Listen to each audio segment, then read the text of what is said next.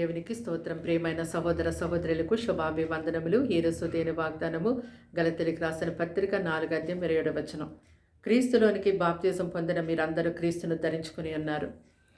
చూడండి, ఎవరైతే ప్రభువైన యేసుక్రీస్తు వారి యందు విశ్వాసం ఉంచుతారో వారందరూ కూడా ఆయన కుమారులై కుమార్తెలై ఉంటారు.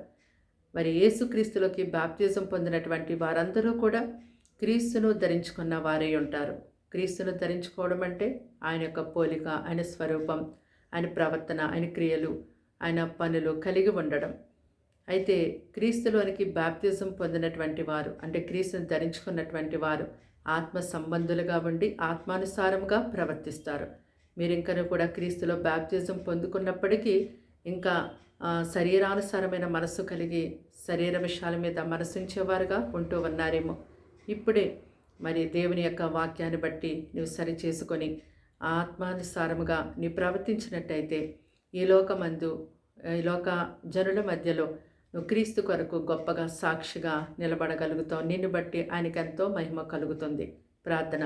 దేవానికి వందనములు, స్తోత్రాలు, స్తుతులు తండ్రి. మాటలు వింటున్న నీ బిడ్డల్ని మీ రక్తంతో కడిగి ముట్టి స్వస్థపరచండి.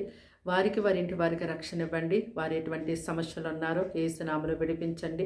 సాతాను అంధకార పవిత్ర క్రియల నుంచి నీ ప్రజలను విడిపించండి. దేవ, ఈ లోకమంతటికి రక్షణ, వెలుగు, సమాధానం దయచేయండి. ఎవరు ఎలాంటి పనులు కలిగి ఉంటున్నారో పనుల్లో మీ సహాయం దయచేయమని, చిన్నవారి మొదలుకొని పెద్దవారి వరకు మీ యొక్క సన్నిధి, వారికి సహాయము ఎల్లప్పుడూ తోడుగా ఉంచి నడిపించమని, కీడు శోధన పాలించి తప్పించమని యేసుక్రీస్తు నామమున ప్రార్థన సమర్పించి వేడుకుంటున్నాం తండ్రి. ఆమేన్.